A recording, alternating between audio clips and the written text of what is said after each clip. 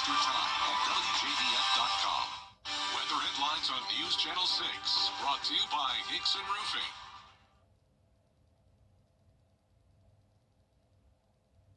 It's a chilly day in the CSRA once again, but warmer temperatures are just to the south of us. In fact, there's around a nearly 50-degree difference between the temperature up in Charlotte versus Jacksonville, Florida. I'll have more details on these temperatures and our rain chances coming up. Right now on News Channel 6 at 5, the name game for military bases. Does a new administration mean another change at Fort Eisenhower? Your News at 5 starts now. Live from Television Park, this is WJBF News Channel 6 at 5. Good evening, everybody. I'm Brad Means. We do thank you for joining us. Jenny is off. Coverage you can count on begins with a name change for a military base. Defense Secretary Pete Hegseth ordering Fort Liberty up in Fayetteville, North Carolina to change its name back to Fort Bragg. This comes 2 years after the renaming of 9 bases nationwide. Isabella Moody live outside Fort Eisenhower now with reaction and a look at what this all might mean for our base. Isabella? Yes, Brad, the announcement of the renaming of Fort Liberty back to Fort Bragg came this week, and it has people in our area wondering if Fort Eisenhower's name could be changed again. Fort Bragg was originally named for Confederate General Braxton Bragg. The new name is for a different Bragg, Private First Class Roland Bragg, who served during World War II.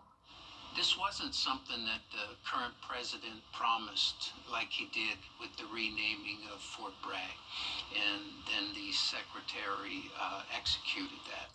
Fort Gordon was originally named after John Brown Gordon, a major general in the Confederate Army. It changed its name to Fort Eisenhower during that 2023 group of name changes, honoring the former president's rich history in the Augusta area. Clark does not foresee the name changing back.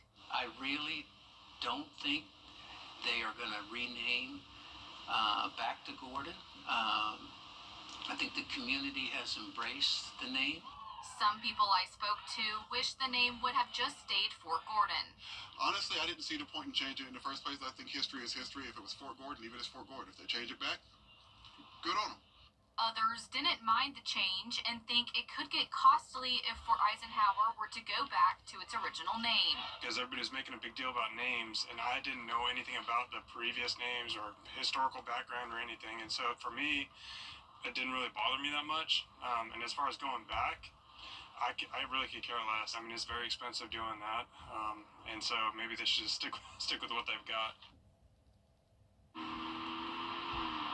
For now, there is no indignation of the Department of Defense changing the name back to Fort Gordon. But with the change at Fort Bragg, it does have people in the area talking. Live in Augusta, Isabella Moody, WJBF News Channel 6. Back to you, Brad. All right.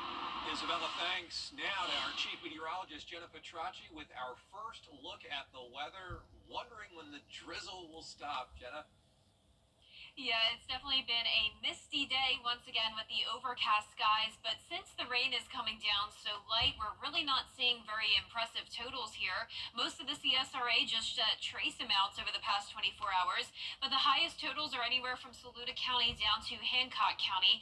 That's where we are seeing 1/4 inch to maybe up to 1/2 inch of rain. You can see there's much more rain out to the west of us with even some heavy downpours around the Atlanta metro. So a higher threat of flooding the further west you go. Here in the CSRA, fortunately, we have no concerns with flooding or severe weather with this setup, so really not too bad. Our Terry Lambert Hyundai Skyview cam is showing the mist coming down here from Wellstar MCG Health, and it is super foggy. Visibility is very poor, with temperatures mostly in the 40s. Augusta at 45, Aiken only at 42 degrees, but 10 degrees warmer down in Millen at 53, and yes, that is correct, 63 as our temperature in Swainsboro. So it's nearly 20 degrees warmer down in the southern half of the CSRA than the northern half. 42 in Gibson, 47 in Waynesboro, Wrightsville at 51. Swainsboro, you're 18 degrees warmer than it was this time yesterday, and even from Augusta up towards the north, temperatures are anywhere from 2 to 5 degrees warmer. So we're starting to see that warm front push through the area with scattered showers just to our north and west near Athens and Atlanta. We're going to stay mostly dry tonight other than the mist and drizzle, but tomorrow morning we will see some heavier downpours and maybe some rumbles of thunder and a little bit of lightning. So first the warm front comes through, then the cold front will move through tomorrow. And right now, because of the passage of the warm front, winds are coming in from 2 different directions, and tomorrow will be pretty breezy as well. But for the rest of our evening, we'll be right around 45 degrees, mostly cloudy skies. And looking ahead, you can see the high chance of rain and storms tomorrow morning, back to sunshine for your Valentine's Day, and then back to rain again on Saturday. I'll have more details coming up shortly, but back to you, Brad. Jenna, thanks. Augusta might pay for expert help to recover from Helene. A commission committee approving paying Tetra Tech up to $500,000 for consulting work. That's a disaster recovery firm that helps the city plan and carry out its response to Helene. And they'll help make sure that it can get paid back for its recovery expenses. We want to make sure that we don't miss anything in any way of getting our money back for Augusta. Like I said, it doesn't just stop with the debris pickup. We're having to look at how do we build back for the future. We want to make sure that we're more resilient than we were before. So they're going to help us through the mitigation, through the long-term recovery process. All told, Ms. Allen telling George Escala there that the contract could last 3 years with a total cost of just under $2 million. However, she says those costs are 100% reimbursable by FEMA. Human trafficking is a major issue in Georgia. The state health department wants to make sure people can recognize the signs. Kim Vickers in our studio now with more on how they're working to end sex trafficking in the state. Kim?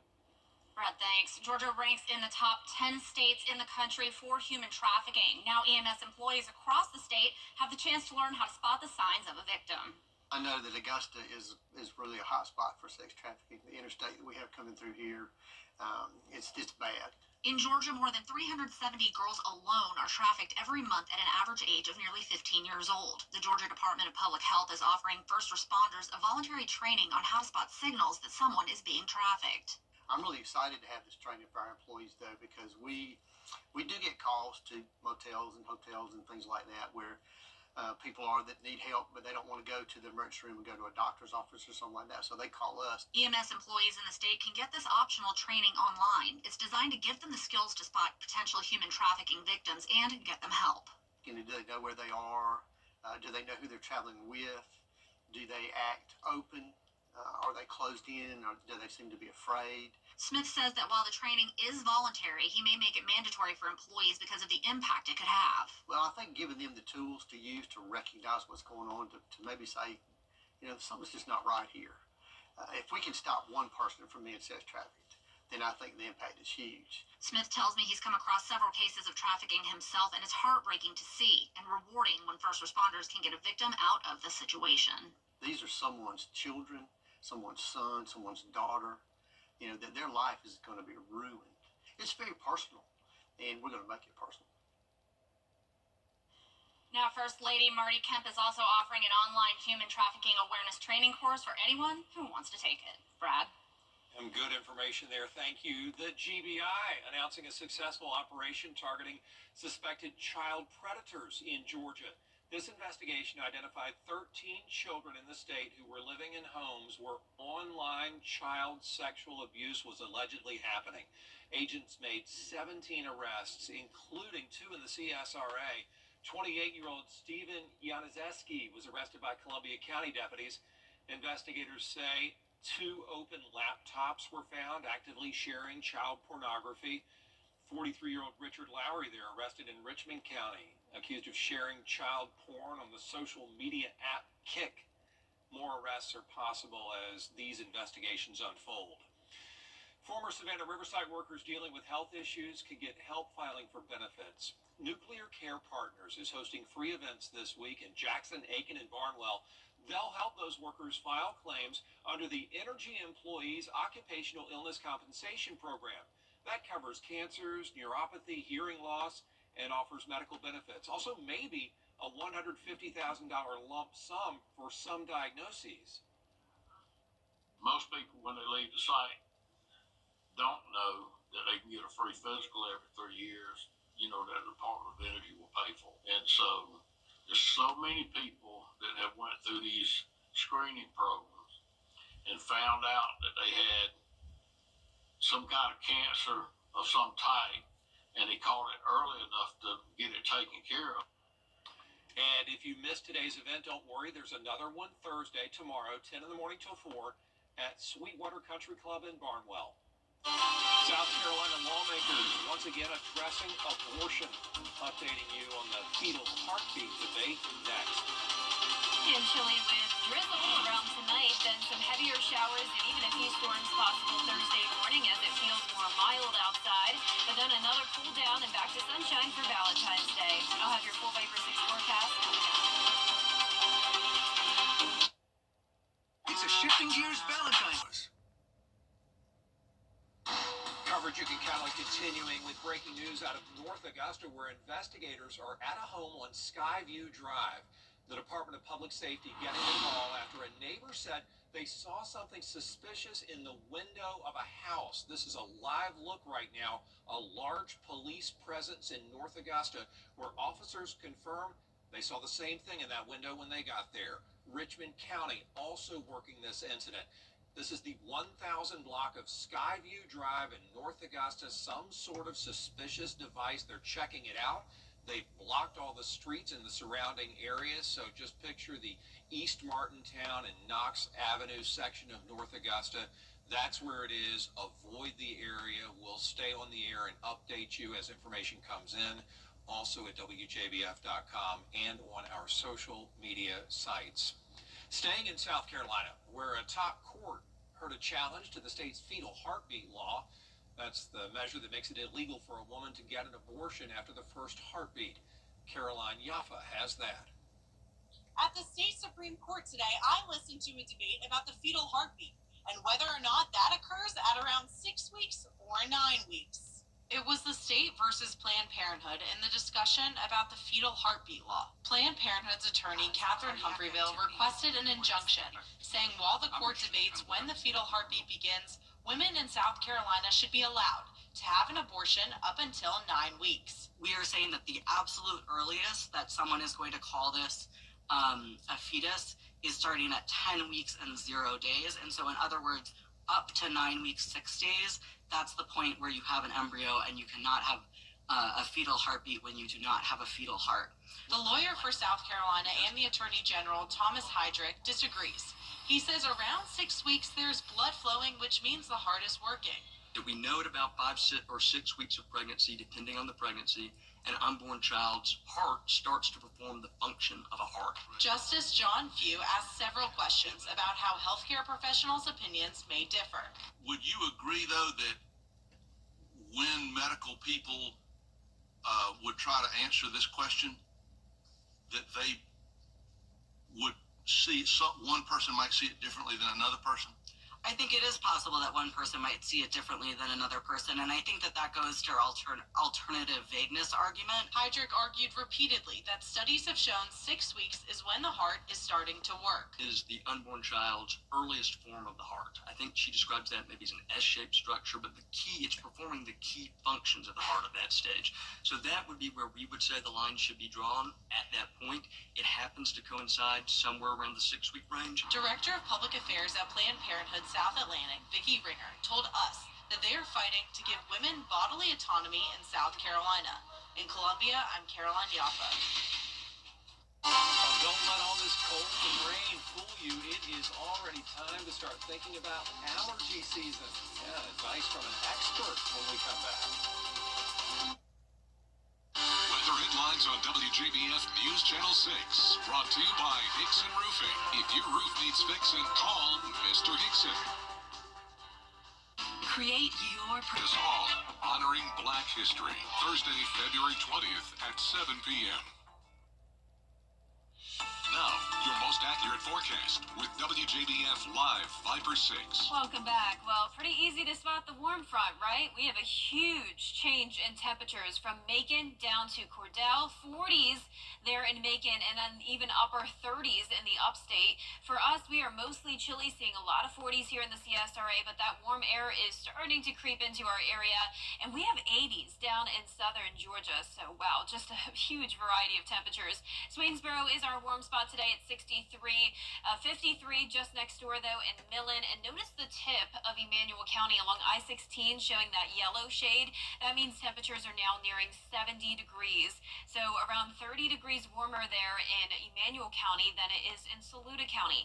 We have this warm front draped across the area, and luckily for us, we still don't have any winter weather to worry about, and we have no threat of flooding or severe weather. So we're really lucking out here in the CSRA because a lot of the southeast is dealing with some very busy weather, to say the least. So we have that winter weather up towards North Carolina and Virginia, and then down in South Mississippi, there has been tornado warnings and severe thunderstorm warnings popping up nonstop, in addition to the flooding that's been going on out there towards the west. Our Terry Lambert Hyundai Skyview cam here in Waynesboro just showing the cloudy and foggy conditions, mist and drizzle occasionally throughout the day today, but no widespread rain. 45 degrees, a northeast wind of 8 miles per hour, still bringing in the cool air. So we are still seeing the effects of the wedge today, but tomorrow the wedge will break and our temperatures will become more consistent, anywhere from around 64 degrees to 73 for highs tomorrow. So still warmer down towards the south, but all of us feeling more mild. So even tomorrow morning, it won't be nearly as chilly. We'll be in the 60s, but then even as the time we get to 4 p.m. before the sun sets, temperatures will start to go down, because notice that change in wind direction. We'll go from having a southerly wind late tonight through tomorrow morning to a northwest wind again, and that will bring in some cold air as we head into our Friday. So here it is on Futurecast tonight at 8 p.m.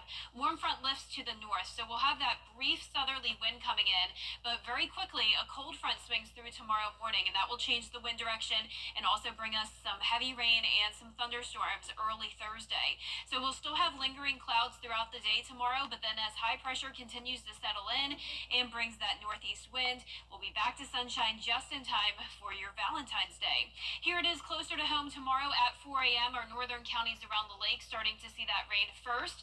There is the possibility that we could have some gusty winds up to around 35 miles per hour with those brief heavy downpours, but overall this is fast moving and weakening, so I'm not expecting any severe weather. By 10 a.m. north of I-20, already done with it, and then it exits our southern counties around lunchtime, and once again just still some clouds into the afternoon. The rainfall totals will be anywhere from just 1/4 of an inch to maybe 3/4 of an inch in areas that do have those heavy downpours. But look at Friday. Your Valentine's Day looks great, sunny skies, but it will be chilly. 37 in the morning, 57 in the afternoon, and then for Valentine's Day evening, quickly falling back down into the 40s by around 9 p.m. So bundle up if you're headed out for any dinner plans, but then by the weekend, feeling more mild again, so these temperatures are just back and forth, and same thing with the rain chances. So even though we're drying out on Friday, you're probably going to think we're done with all this rain. That is not correct. The rain will return very quickly this weekend, especially by Sunday. An 80% chance with cloudy skies early, but the skies will clear Sunday night, and we'll be back to sunshine again on President's Day. But because of that being a more powerful cold front on Sunday, temperatures will drop to below freezing on a Monday morning, and then we'll have more rain by the middle of next week. All right, Shanna, thanks a lot. And of course, with all this crazy weather, it's that time of year where a lot of illnesses are going around. Doctors' hospitals seeing twice as many cases of people with flu-like symptoms since a year ago. Sneezing, runny noses, coughing, just a few of the symptoms there. But health experts are also keeping an eye out for allergy season. They have recommendations on what to do since the pollen count is usually the worst in April and May. It's probably a good idea, one, to try to avoid being outside too much, which is counter to what we normally would say. You know, you want to be outside, you want to be in the sunlight. I would even say at the end of the day, shower, wash your hair, because the pollen that's on your skin and on your nose is going to be sitting there all night while you're sleeping. Nasal rinses to kind of wash out your nares. Doctors are also saying the debris piles don't help. They're contributing to poor air quality and are probably a cause of allergies. Up next, returning home after a wrongful detention. We're going to hear from Mark Fogel after he was released from a Russian prison after the break. Can you be more than think I'm at Campus. Give your furry friends the vacation they deserve. Paws in Paradise, where pets relax. Augusta Family Dental, serving the local community for all of your dental and cosmetic needs. Locally owned and operated since 1985. Marquez Tire Pros, love the drive. Tub Doctor. Call us for your full bathroom renovations. Super Saver, coupons online, anywhere, anytime. Just show your phone. What kind of future do you want? Attorney John Boy and Associates. The live 5-for-6 Skyview Network, sponsored by Terry Lambert Hyundai. Temperatures are nearly 50 degrees warmer in Jacksonville, Florida than they are in Charlotte, North Carolina. And here in the CSRA, we are still seeing the effects of the wedge, keeping our temperatures mostly in the 40s. But a warm front will be lifting to the north, followed by a cold front tomorrow, bringing rain and storms. All those details are coming up. Live from Television Park, this is WJBF News Channel 6 at 5:30.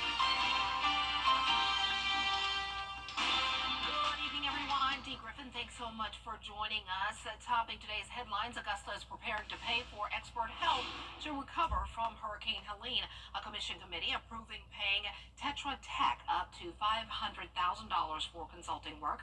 The company will help the city make sure it's collecting all it can for its recovery expenses. Georgia Department of Public Health is offering first responders a voluntary training on how to spot signals that someone is being trafficked. EMS employees in the state can get this optional training online. It's designed to give them the skills to spot potential human trafficking victims and get them help. A shooting investigation is underway in Aiken County. It happened today on George Street in Aiken. Details are limited, but we do know that one person was taken to the hospital. Count on us to keep you updated as information becomes available.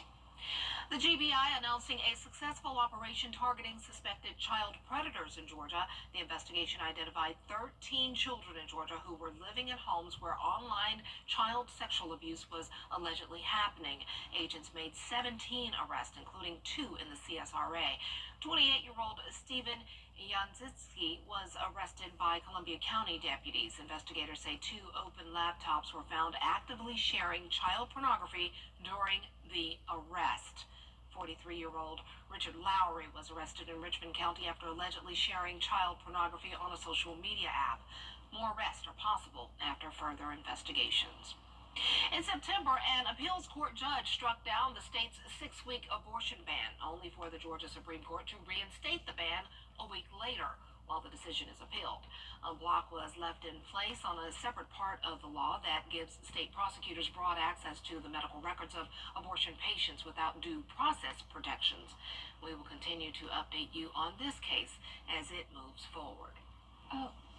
Time now for our first look at our weather with Chief Meteorologist Jennifer Tracci, who's making her way over to tell us more about what's ahead. But today, it was cold and rainy again. I know it's February, so that's par for the course, but I'm ready for real par for the course, Masters time and Masters weather. But we got to go through this first, of course. Yeah, it's definitely still winter, Dee, despite that big warm-up we had over the weekend. But the temperatures are just constantly up and down, and they're even up and down all across the CSRA. Some of us are much warmer than other places, and all of us have been dealing with the drizzle and mist over the last couple of days. But since the rain is coming down so light, we're really only seeing up to trace amounts of rainfall at this time.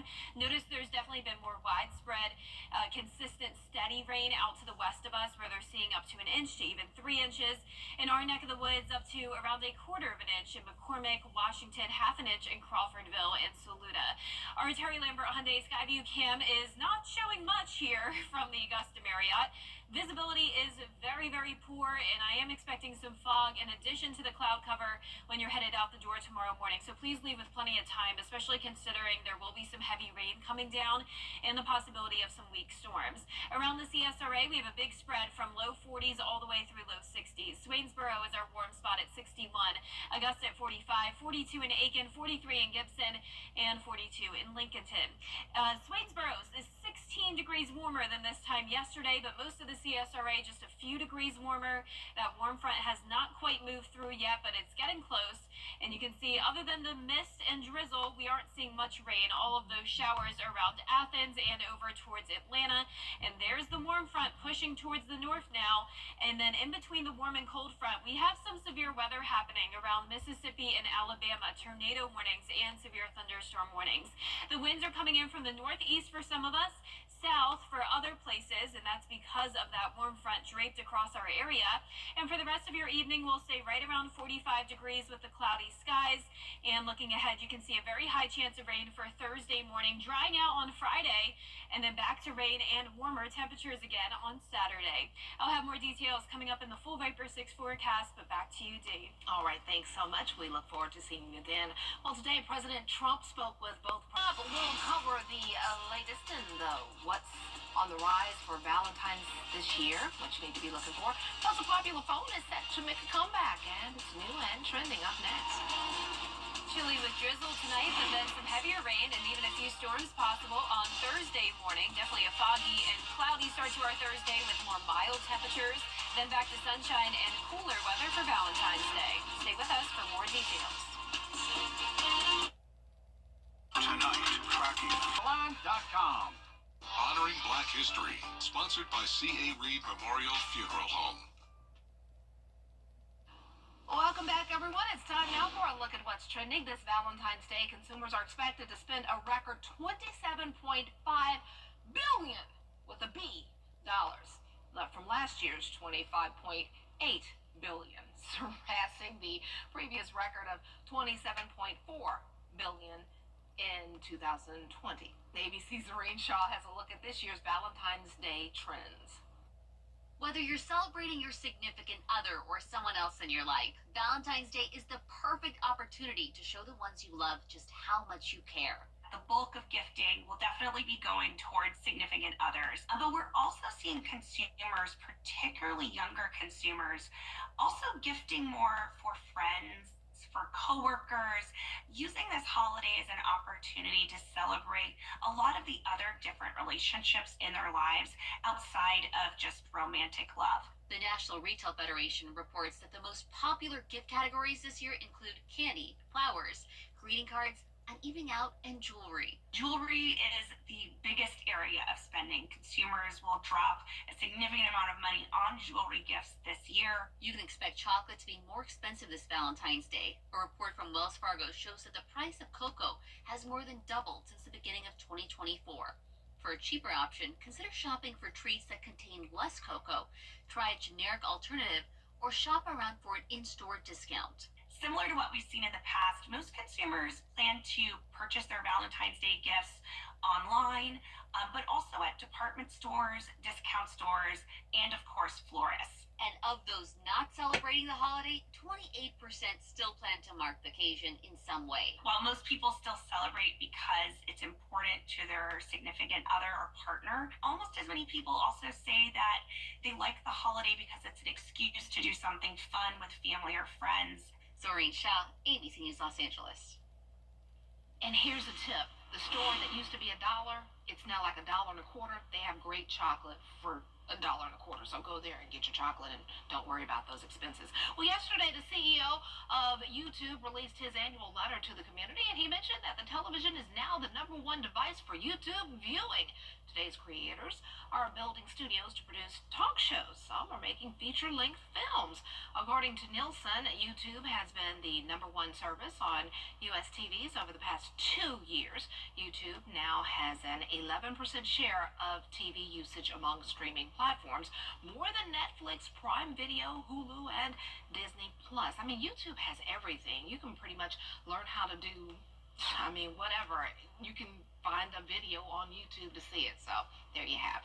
Well, for those who are looking for a little nostalgia for the early 2000s, from the early 2000s, Motorola has a new phone collaboration with Paris Hilton. Okay, this is the limited edition Paris Hilton Razr Plus. It's pink, which I love that part, and it's expensive. I don't love that part. Retailing for $1,199. It comes with a custom baby pink vegan leather case that looks a little like a handbag. Celebs like Paris were very influential in the early days of the Razr's history. I remember that. The company hopes this will appeal to Gen Z, who seem to be having a moment with Y2K fashion and pop culture from that era. I was listening to, my Glorilla, which I love, and my son said, he likes the music pre-2010. So I was like, okay. So I guess that is a big thing now. Everybody's going back to that time. Well, awards season continues with this year's Visual Effects Society Awards. Kingdom of the Planet of the Apes scored the top prize for outstanding visual effects in a photoreal feature. It was good, though. I did enjoy that movie. Dune Part 2 scored 4 wins in the feature categories. The Wild Robot also won 4 awards, including Top Animated Film. Shogun and The Penguin both won 3 awards in the TV categories. Well, that's it for what's trending, but I tell you what, that's not all for our weather because it has been up and down. And I like to see this lovely forecast. Back to sunny skies. Okay, cold morning and night. I guess, yeah, we're still in February, but looks like we might be in for a treat for Valentine's Day.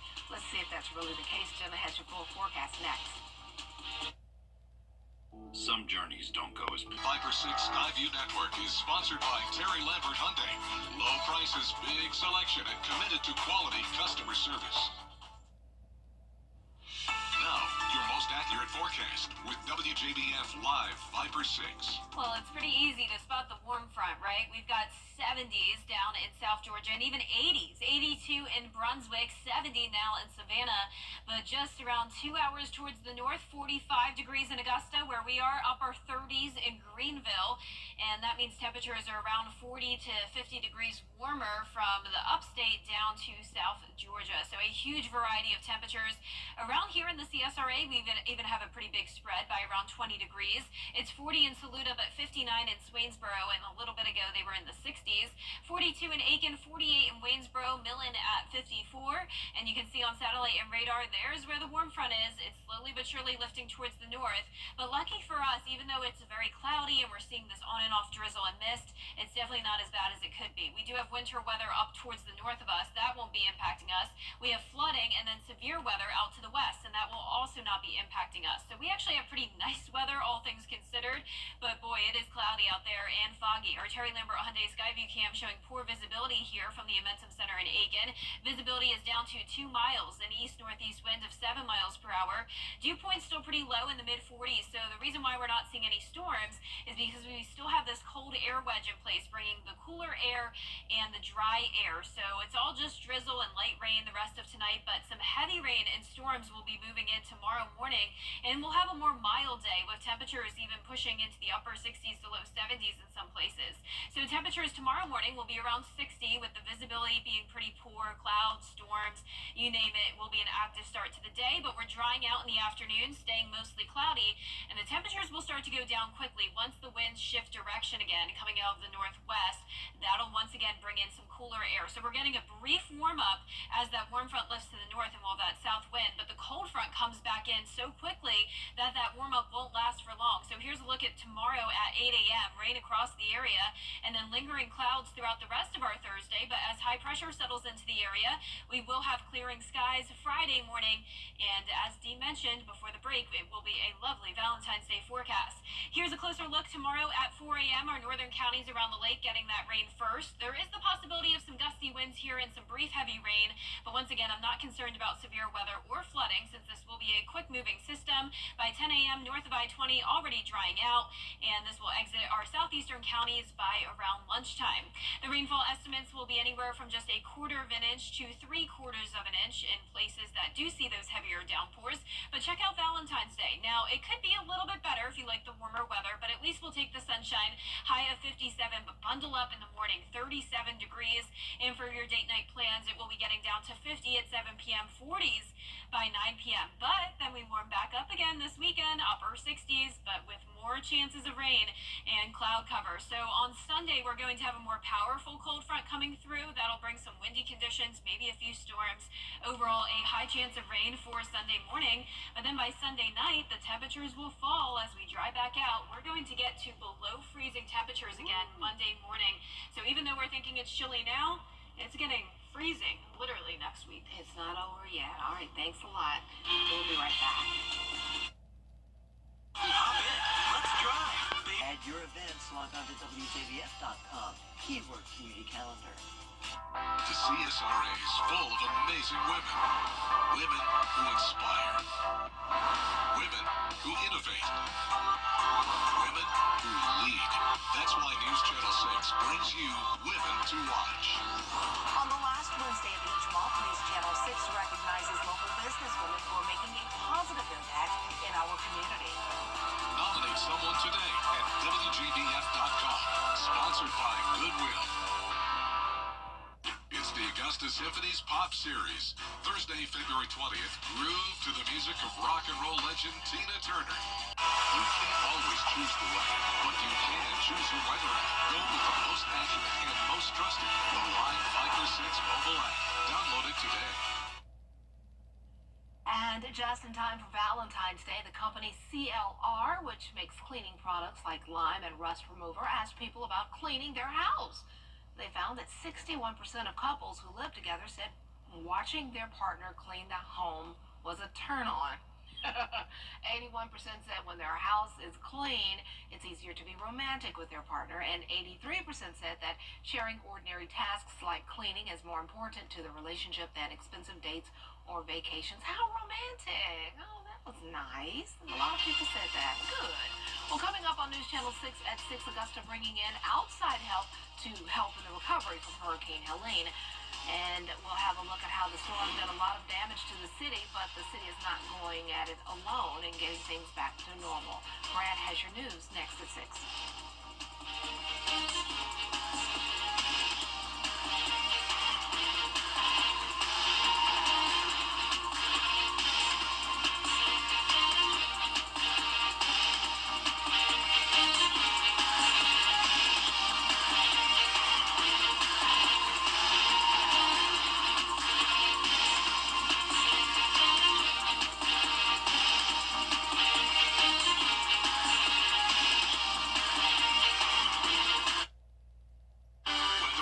On WJBF News Channel 6, brought to you by Hickson Roofing. If your roof needs fixing, call Mr. Hickson. It's the one thing